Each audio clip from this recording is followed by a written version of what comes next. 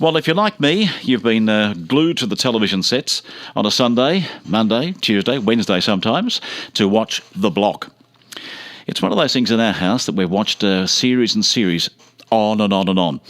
And if you're like me, you have been glued to those TV sets because those residents become ours, don't they? We follow these guys around and what they're doing. My money's been on two guys right throughout this series since I first met them on air, Ben and Andy. There's just something about their character, something about the charisma about them, and the fact that they've built an extra room, they've got an extra bedroom. I wonder how the auction will go. We're going to find out. Going to talk to Andy right now. He's on the line. Andy, nice to have you with us. Thanks for having me. Thank you. Pleasure, my friend. We did meet at the theatre a few weeks ago. You might remember that. And Fawlty Towers down in Melbourne. Fawlty Towers. Yeah, wasn't it good? Yeah, it was fantastic. Radio, great show. You going to Dusty tomorrow night? No. So we've got our auction is tomorrow. Yes, it is. Yes, it is. It's Sunday. Yep. So unfortunately, won't be able to make it. No, you'll be doing the auction. Of course, I should have remembered that. I was just talking about it, wasn't I? Listen, how's it been going for you? You've now been out of the throes of all this for a couple of weeks. You did have the big open last Sunday. How are you feeling now? It has been crazy. Being back in Geelong, you can sort of go back to a little bit of normality. People don't recognise you as much down in Geelong, which is fantastic. But then you come up to the big smoke in Melbourne and getting stopped for plenty of photos, which is really good fun, and we're having a lot of fun and really enjoying all the success, I guess you could say, that comes along with the show, because The Block is one of the highest rating shows now on TV, averaging, I think it's 1.2 million per night, which is phenomenal. That's just sensational, isn't it? Look, I said to you guys when I first met you both that my money's been on you since day one. I just hope you guys win this auction. I really, really do. And you got so much going for you because although you ran out of dough at the end and you didn't sort of finish and put that dreadful blue bedspread on and that thing the other night. My wife said, don't say that to her. I said, I've got to. But anyway, having said that to you, you've got a lot in your favour. You've got this extra bedroom. You've got another half a bathroom and so on. How are your chances? What are you thinking? Look, if I was to be honest, our chances are about a 1 in 5. We're all a chance. And, look, I'm just hoping everyone can do really well. And as you know, it's a fence-sitting statement, but everyone works so hard over the 12 weeks. You just hope that come auction day, come tomorrow, we can all make some money and walk away with a smile on our face. That's what it's about, isn't it? Yeah, it's so true because everyone works so hard and, you know, we all come across on TV in different ways and people may look certain ways, but at the end of the day, everyone had to leave their job or take leave or resign or whatever it may be to do this once-in-a-lifetime experience, and we just hope that it pays off for everyone. And Andy, I don't know how you got these things finished. You look at the rooms that you guys, all of you collectively are doing, and you think, goodness, how on earth can they finish these? And we only see edits of the program, of course. And it must be a huge rush on the scene for you.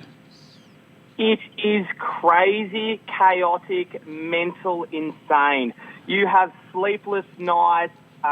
You're up till all hours of the morning. You've only got a week. And people say to me, oh, surely you get a little bit of time after tools down on a Sunday at 9 o'clock. But it's not the case at all because if they give you an extra hour or an extra 2 hours, well, that's giving you an advantage over everyone else. And at the end of the day, it is a competition and there's $100,000 up for grabs come auction. So they're not going to give you an extra hour because you haven't finished. And if you don't finish a room, well, it makes great TV. And we saw that in the first week when Dan and Carleen didn't finish their first ensuite. They had tiles that weren't laid and they just dried late. So, you know, it makes good TV if people don't finish rooms. So it is so crazy, the time frame that you're given. But like we've seen, it makes good TV and everyone loves it. I wasn't a great fan of Dan and Carleen in the early days, in the first couple of weeks, but I've grown to enjoy them. And as you refer to them from the retirees in the retirement village and so on, and that's always a lot of fun. But they have warmed, or I've warmed to them. They're quite a warm character, aren't they? Look, yeah, what you see is what you get. They rub some people up the wrong way just in how they go about talking to people and more so just talking down to some people. I think, you know, it is a high-pressure situation, but, you know, you can talk to people with respect and treat others how you would like to be treated. I know there are a few cases when Dan was talking to Will and even talking to me. Yeah. He just sort of talks down to you and says, right, you listen here, this is what's going on. Well, there's certain ways to go about it, and I know that I don't like being talked down to, and I'm sure no one else really appreciates it. So, you know, they are a great character, and it's what makes the show. Everyone brings something unique to the show. Benny and I brought a couple of laughs, and people bring drama, but, you know, we're all casted for different reasons, and they were casted for that reason. Andy, I like the pranks you get up to. That's been a lot of fun watching those. Yeah.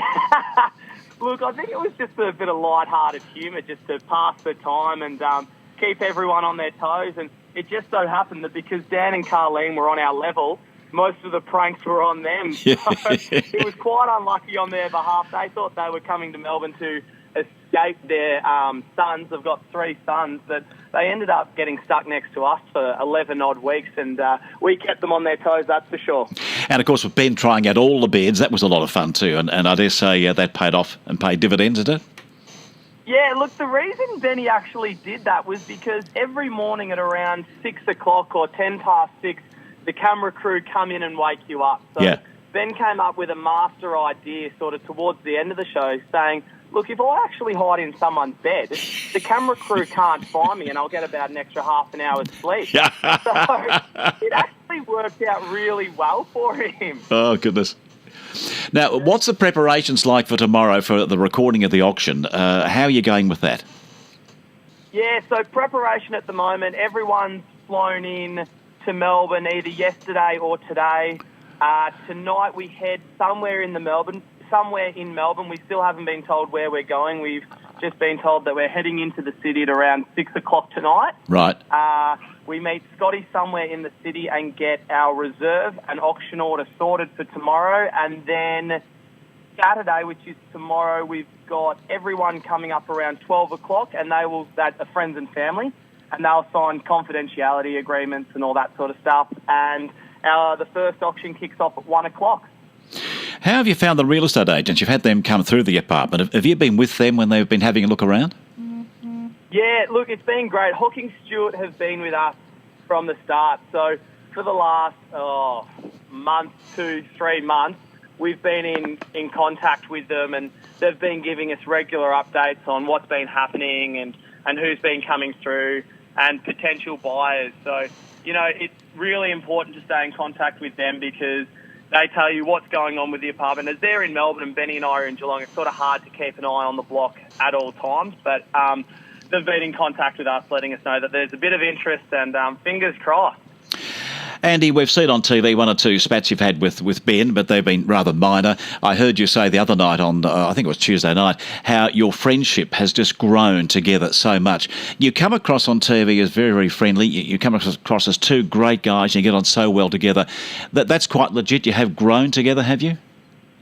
Yeah, without a doubt. I think our dummy spit was over the terrazzo. Yep. And I said, Benny, mate, the terrazzo isn't happening, and we went back and forth for a little bit, but that was the extent of our argument. And look, I think the best thing about mates, and it's the same with any mate that anyone has, blokes don't fight. You may exchange a few words, but it's so easy just to move on from it. And I think that's the great thing about blokes. We just move on from things and we don't hold a grudge. And that's exactly what Benny and I have done. And I think it would be like any friendship that anyone else has. Yeah. Well, you come across that way on the TV. You must have been sitting down watching it yourselves too. And what's it like watching yourself back? Yeah, a lot of people ask me this question, and it's the same every time. It's like watching a home movie. So you've gone on holiday for a couple of months, and someone's done all the editing, and you're watching yourself back for a home movie, and then someone reminds you that 1.2 million people watched you last night on TV, and you're like, far out, my home movie must be pretty entertaining if that many people are sitting down watching it in their lounge room. It's the real feeling when someone says that to you, because it's so hard to comprehend. You get up and talk in front of, you know, a couple of hundred people or 1,000 people, and that feels like a lot of people, but to have over 1 million eyes on you nearly every night is crazy. What's next for you, Andy? Yeah, a lot of people ask that as well, and Benny and I honestly don't know. Channel 9 have got a few ideas with us. We recorded a getaway segment down in Geelong at a water park, Right. which goes to air on the 19th of November, and we had a lot of fun filming that.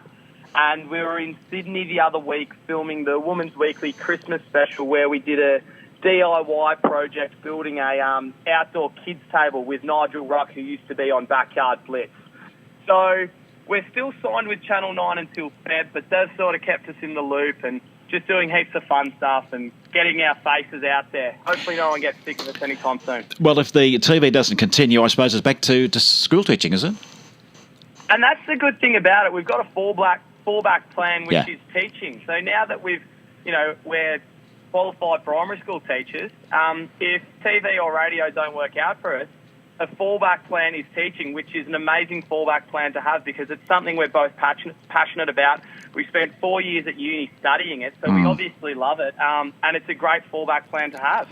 Well, you both got great faces for television and also personalities and a great voice for radio. So either way, let's hope something works out there for you. Perhaps breakfast radio next year, who knows?